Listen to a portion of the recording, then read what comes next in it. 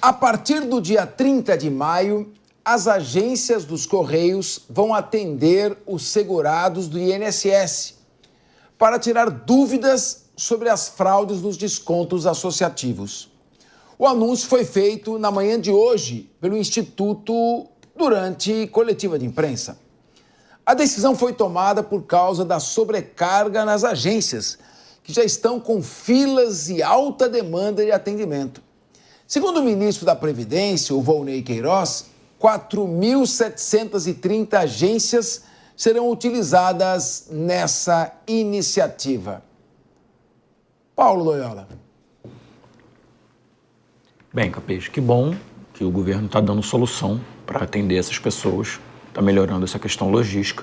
De fato, inclusive uma das coisas muito interessantes dessa notícia e pouco lembrada é que os Correios, sempre tão criticados, estão presentes em todos os municípios brasileiros, praticamente, assim, em lugares onde muitos serviços públicos não chegam, os Correios estão. Então, celebro essa ação do governo brasileiro. Que bom que está se mexendo para resolver esse problema que foi tão cruel com os nossos aposentados. Muito bem. Priscila Silveira, os Correios registraram um déficit de 2,6 bilhões de reais em 2024. Dá para pagar aí pelo menos metade do prejuízo. O que você acha? Os aposentados e pensionistas vão conseguir reaver esses recursos? As entidades até agora não foram incomodadas? Como é que você vê toda essa questão? A gente tem observado que a agência, ou as agências, né, dos Correios estão passando aí por problemas, inclusive financeiros, até mesmo de entrega, né? A gente espera, eu não sei se isso seria proposital para fins de posteriormente vender, enfim, realmente eu não sei em que pé estaria aí esse problema envolvendo a questão financeira e de administração do Correio, ou dos Correios, mas você sabe, Capês, que eu vi com bons olhos a possibilidade dos Correios auxiliarem aí nessa questão do INSS. Eu te digo por quê, tá? Muitos dos aposentados, eles não dispõem de telefone, não dispõem de internet. Aliás, não vou falar a maioria, mas boa parte nem sabia que esse desconto estava acontecendo. Por quê? Porque não tem celular, não tem acesso ao aplicativo. Então, eu acho que toda forma de ajuda que se dê para se chegar aí, né, à devolução desses valores que devem, obviamente, ser retornados aí a esses aposentados, se o Correio ou se os Correios conseguirem administrar isso, eu não vejo com maus olhos nesse sentido. Agora, como você disse, se eles não estão conseguindo administrar, né, em regra, nem aquilo que lhes compete, porque eu tenho escutado até mesmo que tem atrasado entrega em algumas coisas, as entregas que antes eram céleres têm gastado mais tempo, então eu não sei se eles vão deslocar a necessidade da entrega, que é a finalidade dos Correios, como regra, para poder dar, né, ênfase a essa ajuda ao INSS e ficar ainda pior aquele trabalho que está sendo, que a gente, né, eu acho bastante importante o trabalho que é feito pelos Correios, de celeridade, de entrega, e eu tenho preocupação se isso não vai, de alguma forma, também reverberar na atividade deles, que hoje, né, é boa, continua sendo boa, enfim. Diego Tavares. Olha, Capês, eu também não acho a ideia ruim. O Paulo Loyola ele traz um elemento muito importante, que é a capilaridade que os Correios têm em todas as cidades do Brasil. Uhum. O fato é que essa conta vai sobrar para o bolso do contribuinte brasileiro. É importante a gente mencionar que os Correios já encerraram 2024 com um déficit de 2,6 bilhões de reais. E agora você coloca numa entidade, uma empresa pública que já tem as suas dificuldades para operar as suas atribuições originárias, mais essa responsabilidade, é claro que vai ter que ter um incremento financeiro aí, porque senão não vai adiantar de muito, né? Alguém que já não está conseguindo fazer aquilo para o qual foi designado, vai conseguir cumprir aquilo e mais uma tarefa? Dificilmente. Mas, diante do sucateamento dos aspectos do nosso INSS, de muitos aspectos do serviço público de modo geral, é a solução possível, né? Realmente, o que tem que ser a meta agora é prestar o atendimento a esses aposentados que foram roubados, que tiveram suas aposentadorias ali, enfim, na cara dura, furtadas por essas entidades, essas associações e entidades sindicais. A prioridade tem que ser o atendimento a essas pessoas, independentemente se for feito por uma empresa estatal que mal consegue cumprir suas funções. Mas, Durso, são 9 milhões de lesados entre aposentados e pensionistas. A maioria deles, a absoluta maioria, diz que não assinou.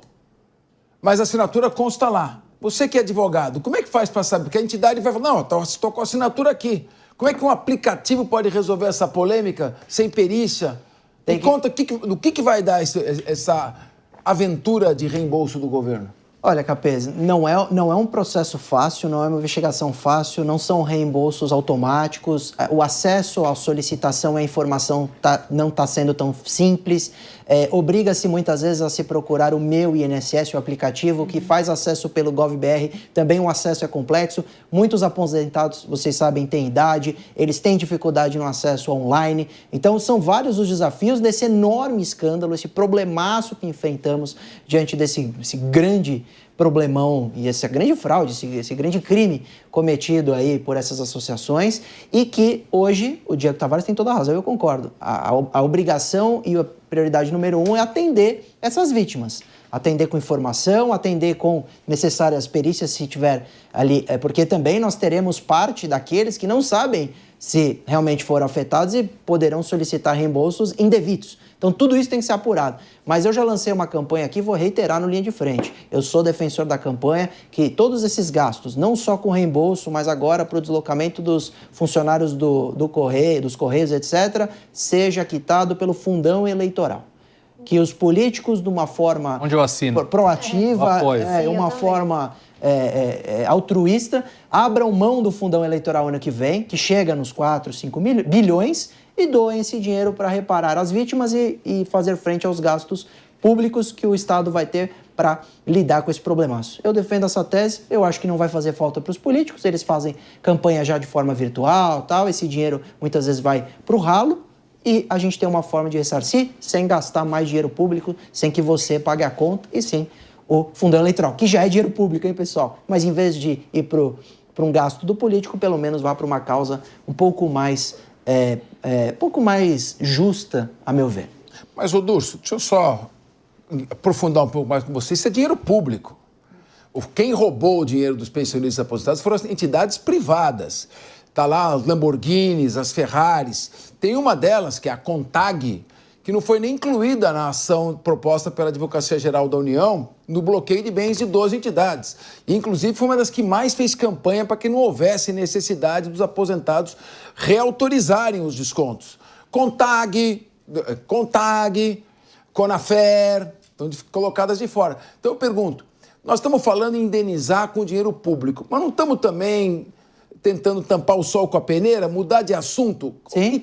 E quem realmente praticou a lesão? O careca do INSS, o ex-procurador-geral do INSS? Queria ouvir a sua abordagem com relação a isso também, a responsabilização de quem roubou. Capês, você foi um promotor muito importante nesse país e sabe exatamente quanto demora para que seja devolvido à vítima o dinheiro de uma fraude. Uhum. Então, hoje, esse dinheiro imediatamente ressarcido vai sair dos cofres públicos. A gente não vai conseguir bloquear ou congelar o dinheiro dos autores. Essa investigação criminal leva tempo, você sabe muito bem. Então, a minha tese é indeniza com dinheiro público, porque esses indivíduos não podem ter qualquer tipo de necessidade, porque é dinheiro deles, e depois vão, de maneira, lógico, muito eficiente, muito proativa, com os processos penais, congelar e bloquear o dinheiro dos autores. Por isso que o Estado tem que ser muito competente, tem que ser ativo, tem que realmente ir atrás desses patrimônios absurdos que foram construídos